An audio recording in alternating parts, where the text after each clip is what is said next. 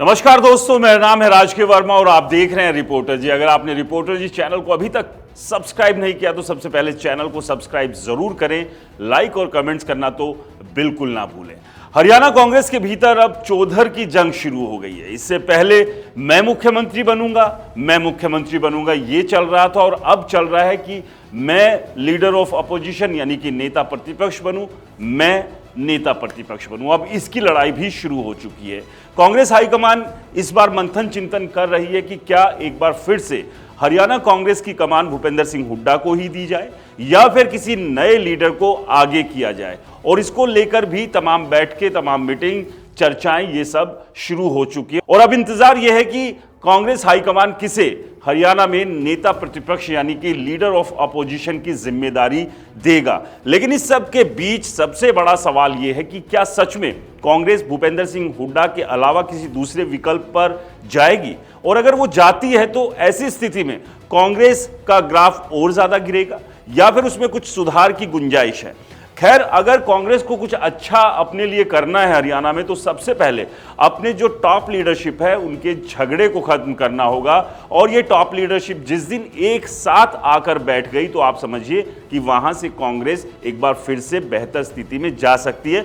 लेकिन अब सबसे बड़ी दिक्कत कांग्रेस के सामने यही है कि इन टॉप लीडरशिप को यानी कि इन टॉप लीडर्स को एक साथ लाना असंभव टास्क है, क्योंकि ना ही तो कुमारी शैलजा भूपेंद्र सिंह हुड्डा के साथ आएंगी और ना ही भूपेंद्र सिंह हुड्डा कुमारी शैलजा के साथ जाएंगे। और यही एक बड़ी वजह थी कि हरियाणा में कांग्रेस चुनाव हार गई। और अब इस हारी हुई बाजी को आने वाले चुनाव में किस तरह से जीते, क्योंकि इस सब के बीच नगर निगम के चुनाव भी हैं और दूसरे चुनाव भी होंगे, तो यहां पर कांग्रेस किस तरह से बीजेपी को पीछे छोड़ने में कामयाब होगी उसके लिए भी नई रणनीति बनानी होगी। लेकिन ये रणनीति, नीति, सारी की सारी चीजें तभी कारगर साबित हो सकती है जब भूपेंद्र सिंह हुड्डा और कुमारी शैलजा के बीच सुलह हो जाए। और इसकी कोशिश राहुल गांधी ने चुनाव के दौरान भी की थी, दोनों नेताओं के मंच पर खड़े होकर हाथ मिलाकर, लेकिन हाथ ना तो मिले और ना ही दिल मिल पाए। और स्थिति कांग्रेस की क्या बनी वो आप सभी के सामने है। लेकिन अब नेता प्रतिपक्ष यानी कि लीडर ऑफ अपोजिशन को लेकर जो जंग छिड़ी हुई है इसमें बाजी कौन मारेगा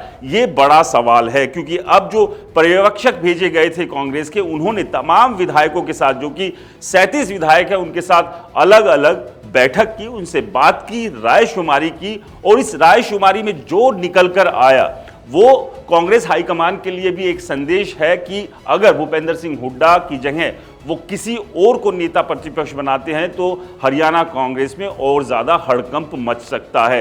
यानी जो घमासान पहले से मचा हुआ है वो और ज्यादा बढ़ सकता है। और एक तरह से तमाम जो विधायक थे, खासतौर से आपको बता दें कि 37 में से 31 विधायक भूपेंद्र सिंह हुड्डा के खेमे के हैं और इन सभी 31 विधायकों का कहना है कि leader of opposition Bhupendra Singh Hooda को बनाया जाना चाहिए, जो कि दिल्ली से आए नेताओं को वो अपना मैसेज दे चुके हैं। यानी कि एक तरह से साफ है कि भूपेंद्र सिंह हुड्डा ने कांग्रेस हाईकमान को ये बता दिया है, उनके विधायकों ने ये समझा दिया है, अगर हरियाणा कांग्रेस की कमान किसी के हाथ में होनी चाहिए तो वो एकमात्र भूपेंद्र सिंह हुड्डा ही है। लेकिन जिस तरह से 2005 का चुनाव हुआ जिसमें 67 यानी कि 67 सीटें कांग्रेस को मिली थी और तब भजनलाल के चेहरे पर चुनाव लड़ा गया था, लेकिन उसके बाद 2009, 2014 और 2019 और अब 2024 के जो चुनाव हुए, इन चुनावों के जो नतीजे थे वो नतीजे कहीं ना कहीं ये बताते हैं कि भूपेंद्र सिंह हुड्डा की लीडरशिप में कांग्रेस बहुत ज्यादा कुछ अच्छा नहीं कर पाई।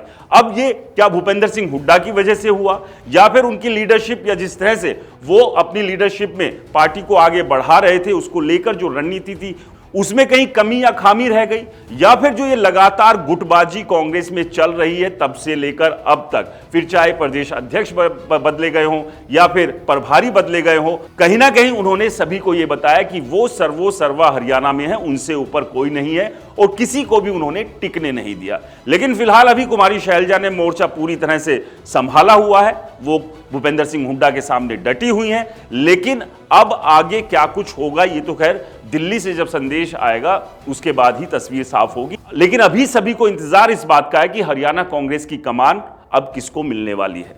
क्या एक बार फिर से कमान भूपेंद्र सिंह हुड्डा को दी जाएगी या फिर कोई नया चेहरा होगा जो कि नेता प्रतिपक्ष यानी कि लीडर ऑफ अपोजिशन की जिम्मेदारी हरियाणा में निभाएगा। आपको क्या लगता है हमें कमेंट्स कर जरूर बताएं। रिपोर्टर जी चैनल को दोस्तों अगर आपने सब्सक्राइब अभी तक नहीं किया तो आपसे रिक्वेस्ट है, प्लीज चैनल को जरूर सब्सक्राइब करें और लाइक और कमेंट्स करना तो बिल्कुल ना भूलें। नमस्कार।